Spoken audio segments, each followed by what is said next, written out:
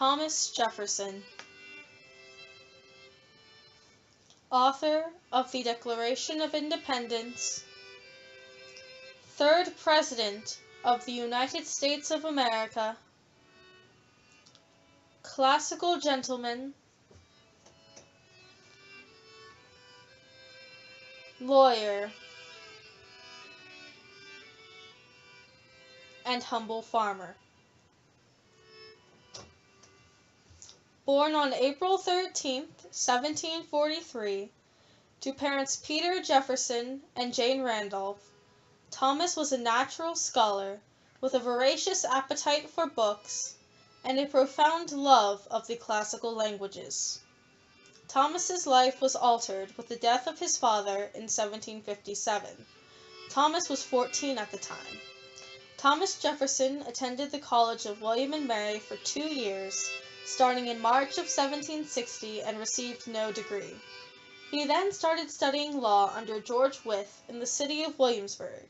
In 1770, his mother's house, the Shadwell plantation, burned down, destroying all of his legal papers and books. Then, in 1772, after a courtship lasting well over a year and a half, he married the widow Martha Wales Skelton. She bore him 2 children before the year 1774, daughters Martha and Jane Randolph. And then the war broke out. And Thomas Jefferson was left out in the open with his radical, treasonous ideas and his fear of confrontation when he was elected to the First Continental Congress in 1775. The same year he was elected to Congress, his daughter Jane died. The following year, Jefferson wrote the document he is most famous for, the Declaration of Independence. During the same year his mother died, and he was elected to the Virginia House of Delegates. In 1777, he drafted the Virginia Statute for Religious Freedoms, and his wife bore him an unnamed son, who died shortly after birth. In 1778, he and his wife had yet another child, named Mary, who was referred to as Maria, and the brickwork of the first Monticello was completed. Starting in 1779, he served as governor to Virginia, and in 1780 his daughter Lucy Elizabeth was born. Then in 1781, British troops stormed Monticello, and Jefferson fled. During that same year, he stepped down from office, and his daughter Lucy Elizabeth died. In 1782, Jefferson and his wife had their last child together, another daughter, also named Lucy Elizabeth.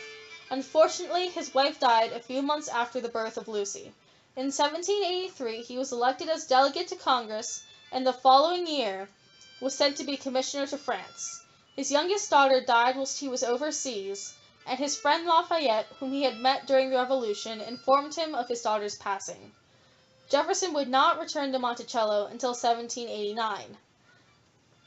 Jefferson served as Secretary of State under John Adams. In the election of 1800, he started the political divide and bad-mouthing of opponents when he called John Adams a hermaphrodite.